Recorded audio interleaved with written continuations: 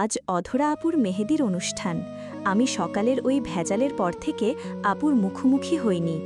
রাফিয়ার সাথে খাওয়া দাওয়া করার পর ওরাও চলে গিয়েছে, বিকালে আসবে। সেই ফাঁকেই সুযোগ বুঝে ঘুমিয়ে পড়েছিলাম। অধরা আপু নাকি সেই দুপুর থেকে আমায় পাগলের মতো খুঁজছে, মারিসা বলল, আর তাড়া দিয়ে বলল মেহেদির অনুষ্ঠান নাকি কিছুক্ষণের মাঝে শুরু হবে। আমি একটা সবুজের মধ্যে সাদা মিশ্রণের লং স্কার্ট পরে একটি ঝুঁটি করে সামনে চুল বের করে হালকা সেজে রেডি হয়ে নিলাম। ঘর থেকে বেরিয়ে দেখি বড় মামার ছেলে তোহাস ভাইয়া দাঁড়িয়ে। অবাক হয়ে তাকে জিজ্ঞেস করলাম এখানে কেন? সে যেন তাজ্জব বনে গেল। বলল, মিরু, এসব কেমন কথা? বোনের বিয়েতে থাকব না? বুঝতে পারলাম সব সময়ের মতো ভুল জায়গায় ভুল বলে ফেলেছি। পরে কথা কাটাতে বললাম, ইয়ে মানে হচ্ছে কি, অনেক দিন পরে দেখা তো, ওই আর কি। তোহাস ভাইয়া মিটিমিটি হাসছে।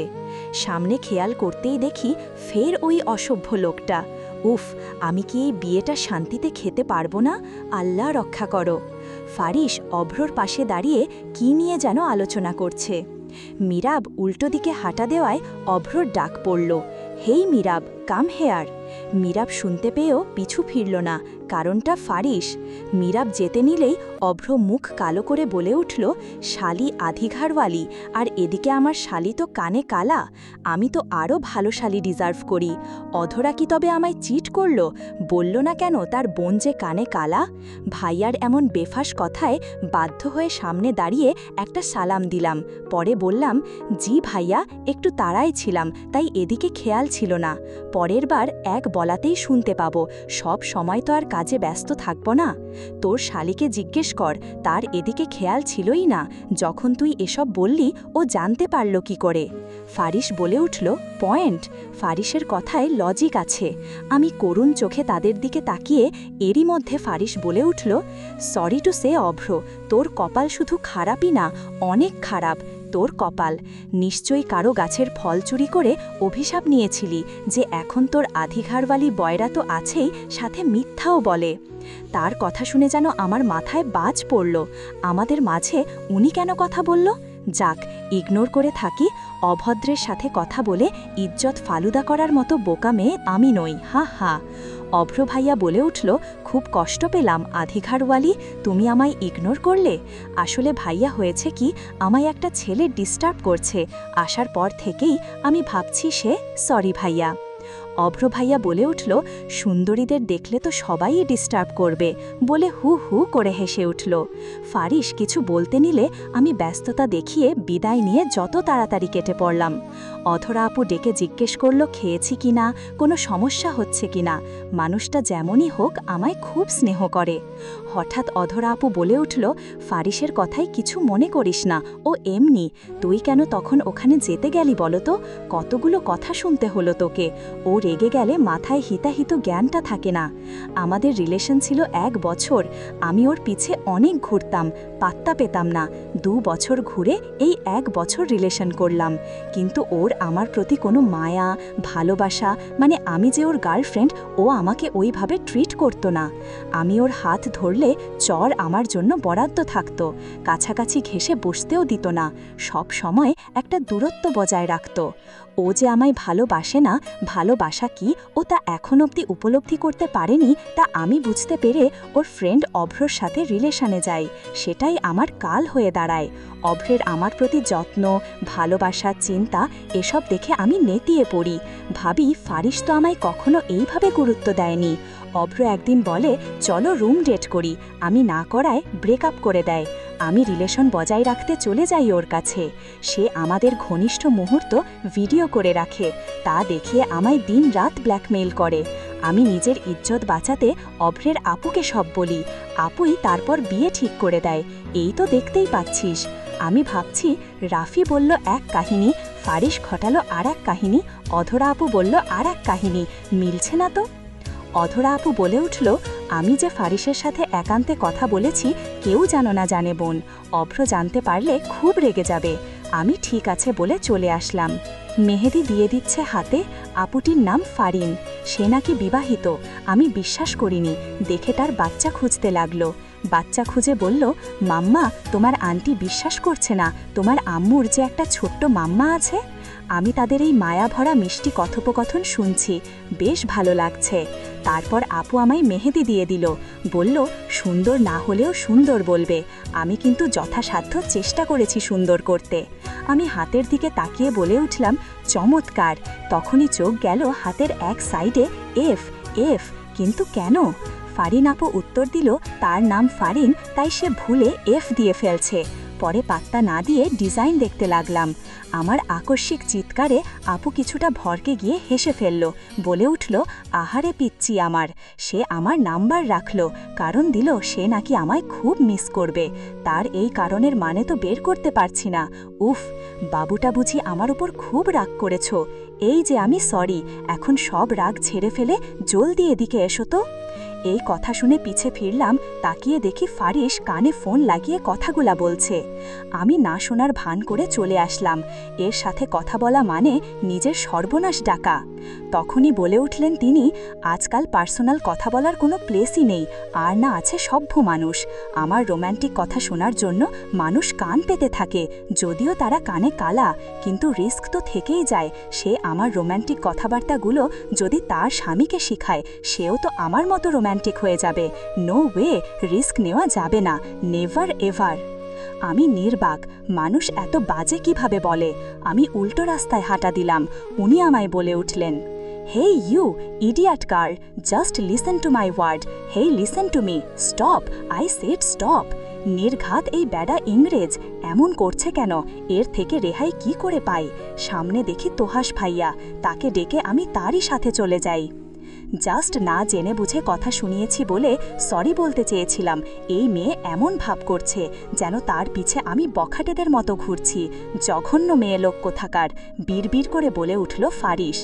রাতেটি গেল খুব আনন্দের সাথে।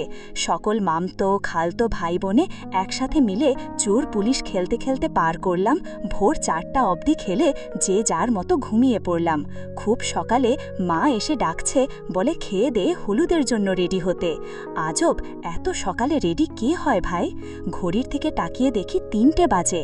সকলে নাকি খাওয়া দাওয়া করে রেডি হচ্ছে, মানে এতক্ষণ ঘুমিয়েছি। এত ঘুম আমার? মা চলে যাওয়ার পরে ফ্রেশ হয়ে বেরিয়ে দেখি কে যেন খাটে বসে বসে ফোনে কথা বলছে। আমি সামনে গিয়ে তাকে দেখে চিৎকার করে বলে উঠলাম, আপনি এখানে কে করছেন? কি চাই? মীরাবের রুমে ঢুকেই ফারিস কল্পনা করল মীরাবের রিয়াকশন। মীরাব যখন গোসল করে বেরিয়ে ফারিসকে দেখবে, তখন নিশ্চয়ই বলে উঠবে, আপনি এখানে কি করছেন? ফারিস মনে মনে কুটিল হাসি দিল, বাইরে তা প্রকাশ করল না। মীরাব গোসল করে বেরিয়ে সে তার মতো রেডি হচ্ছে। রুমে যে একটা অচেনা লোক, সে তার আমলে নিচ্ছে না। ফারিস বিরক্ত হয়ে বলে উঠল, রিয়াকশন বাটনেও কি তালা ঝুলছে? আমায় দেখে কি রিয়াকশন বাটনও অফ হয়ে গেছে?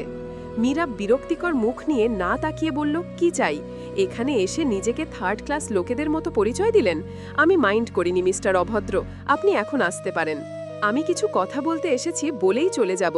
আপনাকে তো আমি নরম সরম মেয়ে ভেবেছিলাম। ব্যবহার এত চাষা টাইপের কেন? নাকি আমার ক্ষেত্রেই ব্যবহার এমন? কথাটা বলে মীরাবের দিকে কতক্ষণ তাকিয়ে রইল, মীরাবের পরবর্তী উত্তরের আশায়। কিন্তু সে হতাশ। এই মেয়ে তাকে গণ্যই করছে না। রুমে যে সে ছাড়া আরও একটা লোক আছে, তাকে দেখে তা মনে হচ্ছে না। ধৈর্যের বাঁধ ভেঙে ফারিস বলে উঠল, কানে কম শোনেন সেটা জানি আমি, এখন কি কথাও বলতে পারেন না? বাক প্রতিবন্ধী আপনি। তার এহেন কথায় মীরাব তার দিকে তাকিয়ে বলে উঠল, আমি সকল মানুষের সাথে বিনয়ী হলেও আপনার সাথে কখনোই হব না। কাল কি কি শুনিয়েছেন আমায় সব আমার পরিষ্কার মনে আছে, আর আপনি কি ধরনের মানুষ আমার বুঝাও হয়ে গিয়েছে। আপনি কি বলবেন তা বলে কেটে পড়ুন তো, আমার অনেক কাজ আছে। ফারিস কিছুটা মুখ গম্ভীর করে বলে উঠল, আই এম সরি, আসলে তখন মাথা ঠিক ছিল না। আপনার তখনকার উপস্থিতিতে আমার রাগ আরও বেড়ে গিয়েছিল। দ্যাটস ওয়াই আপনার সাথে রুড হয়ে গিয়েছিলাম। Again I am sorry. Meerab শুনে বলে উঠল, হয়েছে? ফারিস তাজ্জুব হয়ে বলল, কি হবে এখন?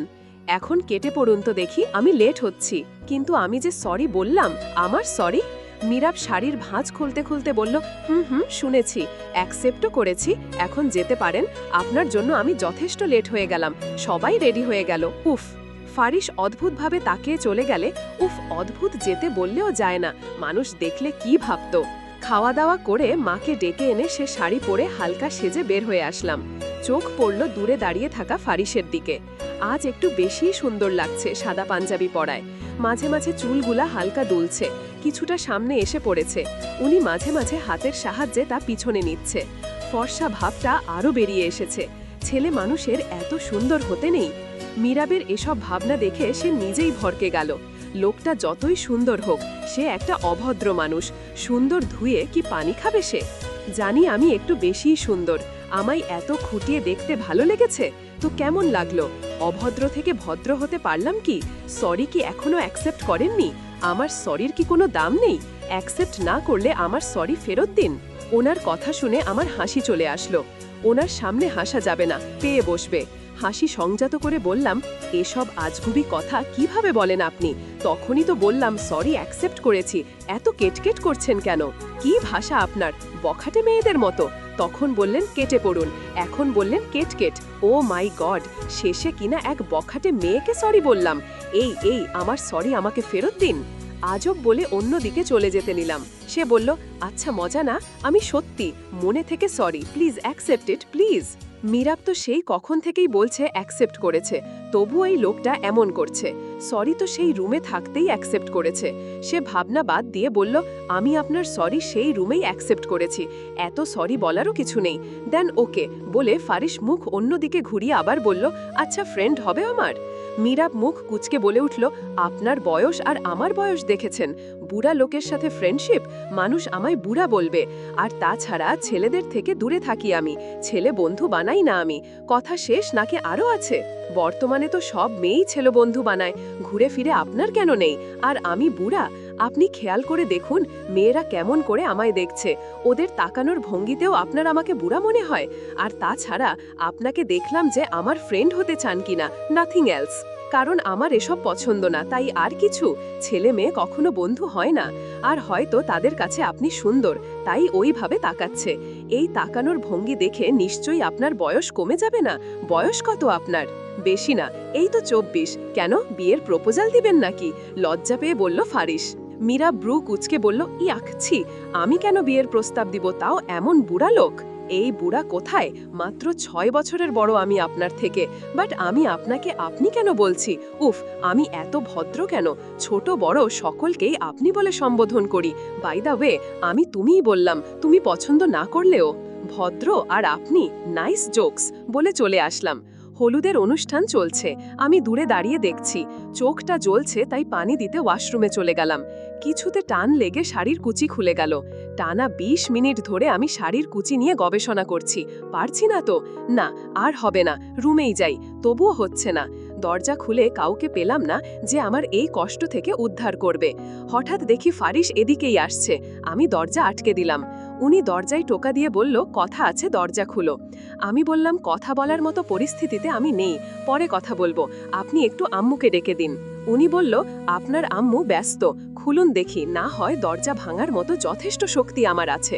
আমি দরজা খুলে বললাম, কি চাই? উনি কথা না বলে রুমে ঢুকে দরজা লাগিয়ে দিলেন।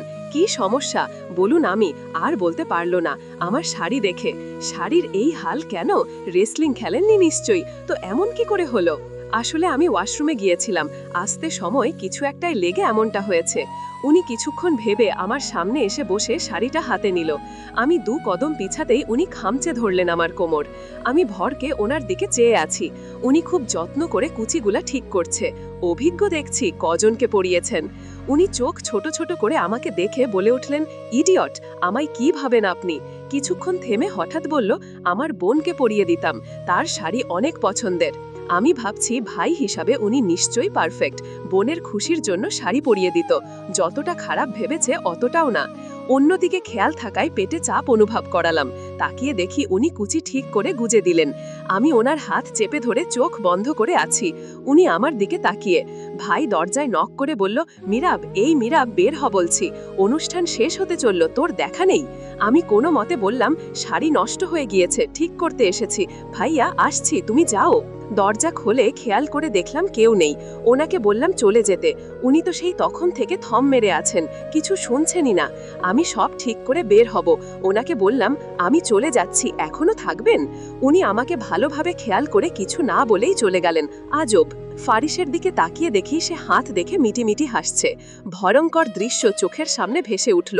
ধ্যাত, কি করলেন উনি? চোখে চোখ পড়তেই দেখি উনি হাতের দিকে ইশারা করছেন। কিছুক্ষণ পরে কানের কাছে এসে বললেন, আমি কিছু মনে করিনি। এই আমার এত লজ্জা লাগছে কেন? আমি ওনার বেহুদা কথা পাত্তা না দিয়ে অন্যদিকে তাকাচ্ছি। উনি বললেন, আমি কিন্তু ইচ্ছে করে দেইনি, সরি। হ্যাঁ। হলুদের অনুষ্ঠান শেষ হলেও আমার ভাবনা শেষ হলো না। সেই সন্ধ্যার দৃশ্য মাথা থেকে বের হচ্ছে না। হঠাৎ ফোন আসায় ভ্রু কুচকে ফোনের দিকে তাকালাম। Unknown number. এত রাতে কে হতে পারে? আননোন নাম্বার তো আমি রিসিভ করি না। চোখ বন্ধ করে শুয়ে রইলাম। কতক্ষণ পর পর 3টে কল এলো। সে হয়তো জানে আমি ইচ্ছে করে ধরছি না। আজব, বিরক্ত হচ্ছে না? 3 শেষে 4-এর মাথায় কল আসার পর রিসিভ করলাম। সালাম নেই, খবর নেই, সরাসরি বলে উঠলেন, ফোন ব্যবহার করতে জানেন না? ফোন রেখেছেন কেন? দুধ দিয়ে ভিজিয়ে খেতে? সেই কখন থেকে কল দিচ্ছি, কানের সমস্যা কি বেড়েছে? এতবার কল আসছে, মানবতার খাতিরে ধরেও তো অপর পাশের ব্যক্তিকে রিলিফ করা যায় না? আমি আননোন কল রিসিভ করি না। আর আপনার এত তাড়া থাকলে মেসেজ দিয়ে পরিচয় আগে দিতে পারতেন। আর তাছাড়া এতগুলা কথা শোনানোর কোনো মানেই হয় না।